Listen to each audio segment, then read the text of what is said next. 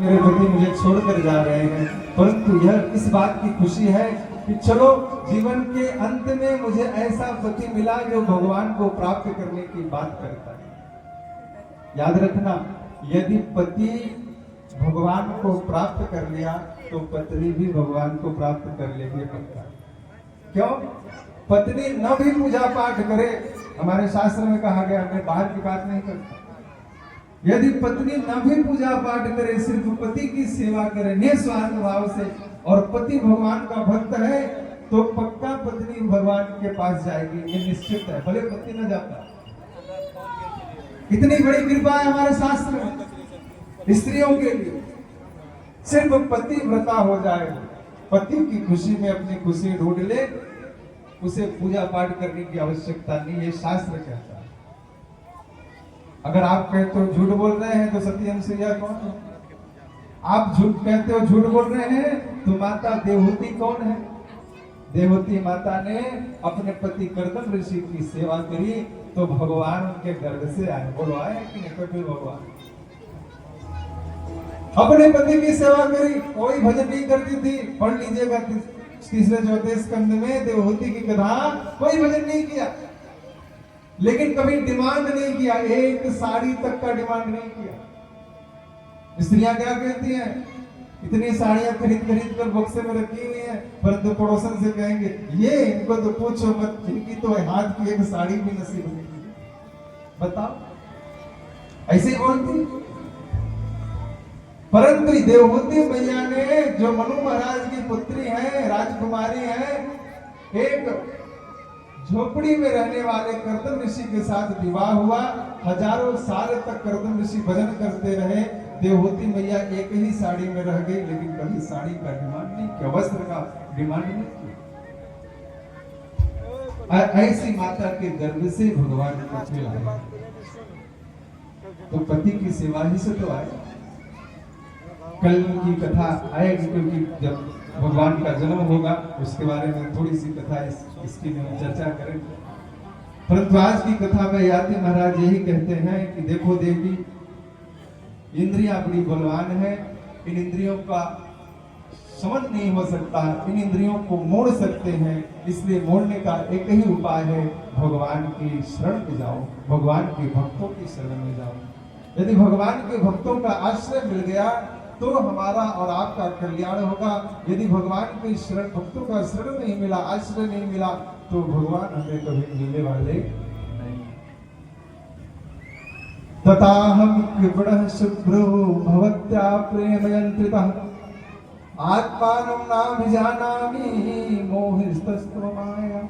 क्योंकि ये उन्हीं के द्वारा रची हुई माया है, और जब तक हम उनके शरण में नहीं जाएंगे यह माया हटने वाली नहीं। भाई कोई इंजीनियर लॉक कर दे कोई पासवर्ड से कंप्यूटर, तो दूसरा कोई खोल सकता है? नहीं खोल सकता। बोलेंगे उन्हीं का है, उन्हीं को बुलाओ खोले। इसी तरह भगवान सबसे बड़े इंजीनियर है, उन्होंने इस माया को पासवर्ड से लॉक करके हमारे दिमाग में फिट कर दिया है। तुम यहां तक जाओगे, यहां तक गिरोगे, यहां तक चढ़ोगे, यहां तक आगे बढ़ोगे, और जब हमको न समझ में आए पासवर्ड तो हम क्या करेंगे? उन्हीं की शरण में जाएंगे ना। तो इतना घूम के क्यों जाना, डायरेक्ट ही चले जाओ। इसलिए भागवत गीता का श्लोक कहता है, श्रीमद् भागवत का श्लोक कहता है कि देखो एकमात्र भगवान की शरण में चले जाओ। है तुक्य अप्रतिहता स आत्मा संप्रसिद्धि। वही अहेतु की भक्ति करो जिससे भगवान प्रसन्न हो जाए, नहीं तो दूसरा कोई धर्म नहीं है। क्यों? सवै पुंसा परो धर्म यथो भक्ति अधोक्षज। भगवान अधोक्षज की पूजा करना, उनकी शरण में जाना, यही हमारा परम धर्म है, इससे बड़ा कोई दूसरा धर्म। तो आज आप और हमने क्या सीखा कि कितना भी कोई भोग ले, कितना भी कोई करोड़पति हो, कितना भी कोई बंगला वाला हो, गाड़ी वाला हो, ठीक है। अच्छा एक उदाहरण और देख लीजिए, आप 10 लाख 20 लाख जिंदगी में पेट कपड़ कर कमाए और 25 लाख में बिल्डिंग में घर बना के, बासोपट्टी में खूब बढ़िया बंगला वाला घर बन गया, मान लो 50 लाख रुपए बना लिया। तो आपने जिंदगी भर कमाया और 50 लाख रुपए में एक घर बनाया, कितना उम्र हो गया होगा? मान लो 50 साल, 45-50 साल ही होता है। 50 साल बाद आपके बेटे बड़े हो गए, उनका विवाह हो गया, एक नई सी बहू आ गई घर में, घर में आकर के टीवी देख रही थी अपने बेड पर बैठ करके, और पता चला ससुर जी सोचे मेरा घर है, जाकर के देखो घर में क्या हो रहा है, गए तो देखे टीवी देख रही थी, ये तो घबरा गई, अरे ससुर जी।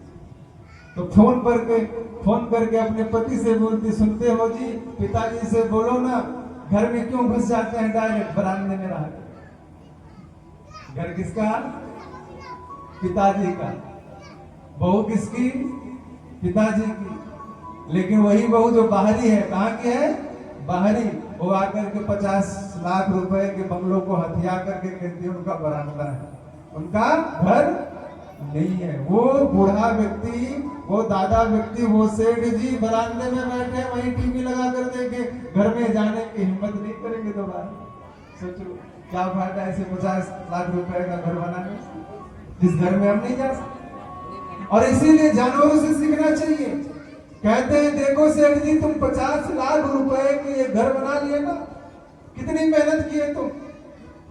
और वही कबूतर उसी 50 लाख बंगले पे घर बनाकर, घोंसला बनाकर उसी पर पे लैट्रिन करता है, कहता है तुम्हारे 50 लाख रुपए घर पर मैं लैट्रिन और पेशाब कर रहा हूं। सोच, करता है कि नहीं? वो कहता है ये मिट्टी है, 50 लाख रुपए हमारे लिए, हम तो इसमें पेशाब। उदाहरण इसलिए नहीं दे रहा हूं कि घर बनाना बेकार है, 50 लाख रुपए का घर मत बनाओ, गाड़ी मत लो, बंगला मत लो, सब कुछ करो, हमें सब कुछ करना है, हमें संसार का भी आनंद लेना है, परंतु कितना? जितने से कि हमारा भजन न टूटे, जितने से कि हमारा नियम न टूटे, जितने से कि हमारा वो न रूठे।